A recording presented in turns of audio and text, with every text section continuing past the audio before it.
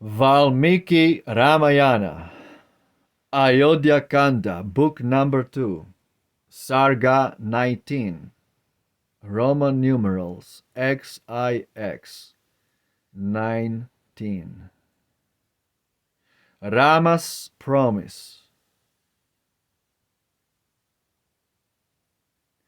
Calm and unmoved by threatened woe, the noble conqueror of the foe answered the cruel words she spoke, nor quailed beneath the murderous stroke. Yea, for my father's promise sake, I to the wood my way will take, and dwell in lonely exile there, in a hermit dress, with matted hair.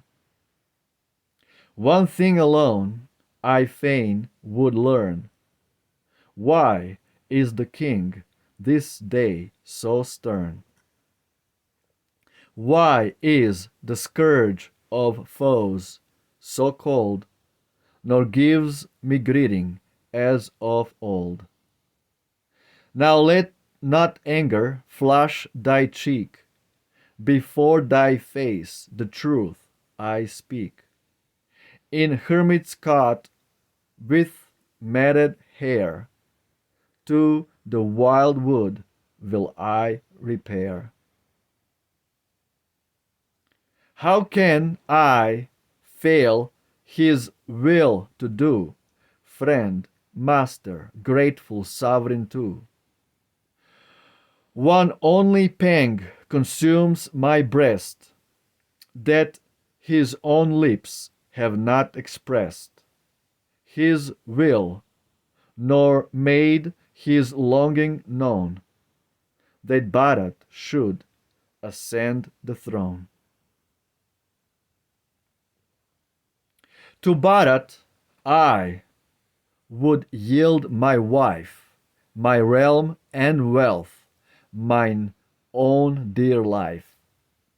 Unasked I fain would yield them all, more gladly at my father's call, more gladly when the gift may free his honor and bring joy to thee. Thus, lady, his sad heart release from the from the sore shame, and give him peace. But tell me, oh, I pray thee, why the Lord of men with downcast eye lies prostrate thus, and one by one down his pale cheek the tear drops run. Let couriers to thy father speed. Let couriers to thy father speed, on horses of the swiftest breed, and by the mandate of the king, thy Bharat to his presence bring.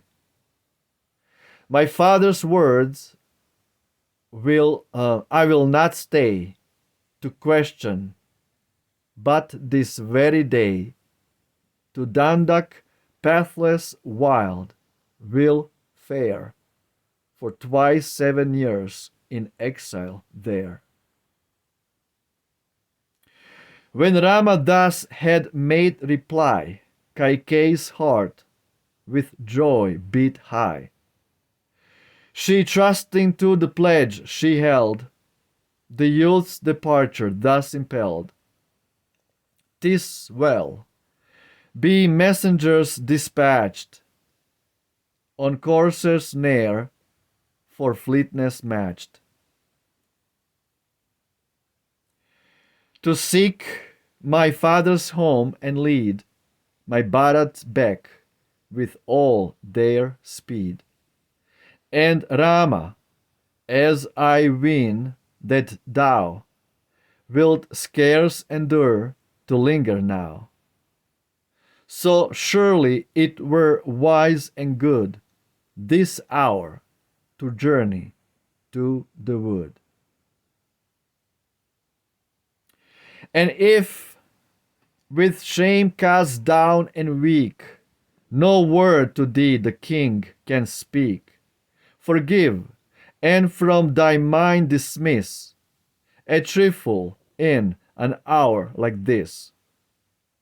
But till they but till thy feet in rapid haste have left the city for the waste, and to the distant forest fled, he will not bathe nor call for bread. Woe, woe, from the sad monarch burst, in surging floods of grief immersed. Then, swooning with his wits astray, upon the gold-wrought couch he lay. And Rama raised the aged king, but the stern queen, unpitying, checked not her needless words, nor spared the hero for all speed prepared, but urged him with her bitter tongue, like a good horse with lashes stung. She spoke her shameful speech serene, he heard the fury of the queen. And to her words, so vile and dread, gently unmoved in mind, he said, I would not in this world remain, a growling thrall to paltry gain, but duty's path would fain pursue, true as the saints themselves are true. From death itself I would not fly, my Father's wish to gratify. What deed soe'er his loving Son may do to please him, think it done. Amid all duties, Queen, I count this day first and paramount, that sons obedient I fulfill their honored father's word and will.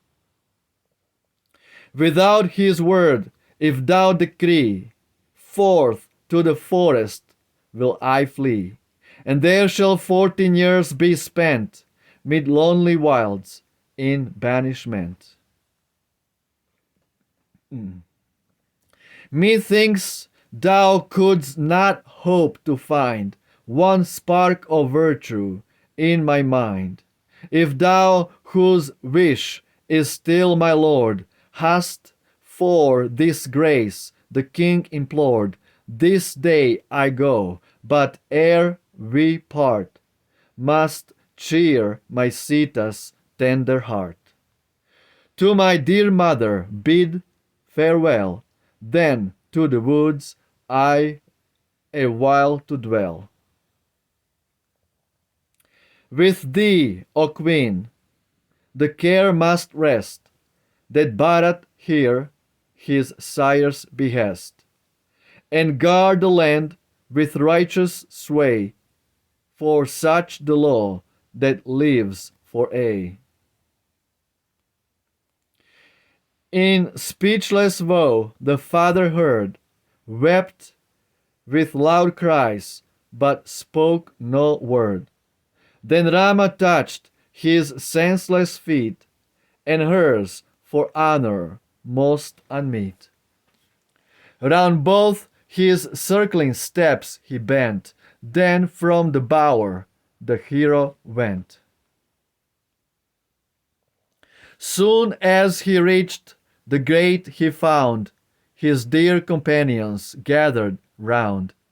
Behind him came Sumitra's child, with weeping eyes so sad and wild.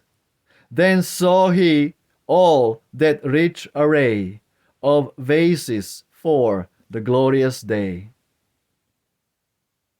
Round them with reverent steps he paced, nor veiled his eye, nor moved in haste. The loss of empire could not dim the glory that encompassed him. So will the Lord of cooling race, on whom the world delights to gaze, through the great love of all retain sweet splendor in the time of wane. Now to exile's lot resigned, he left the rule of earth behind. As though all worldly cares he spurned, no trouble was in him discerned. The chowries that for kings are used, and white umbrella he refused. Dismissed his chariot and his men, and every friend and citizen. He ruled his senses, nor betrayed the grief that on his bosom weighed. And thus his mother's mansion sought to tell the mournful news he brought. Nor could the gay-clad people there, who flocked round Rama, true and fair, one sign of altered fortune trace upon the splendid hero's face. Nor had the chieftain, mighty armed, lost the bright look all hearts that charmed. As and from autumn moons is thrown a splendor which is all their own. With his sweet voice the hero spoke, saluting all the gathered folk. Then righteous souled and great in fame, close to his mother's house he came. Lakshman the brave, his brother's spear, in princely virtues followed near. So troubled, but resolved to show no token of his secret woe. Thus to the palace Rama went, where all were gay with hope and joy. But well he knew the dire event that hope would mar, that bliss destroy.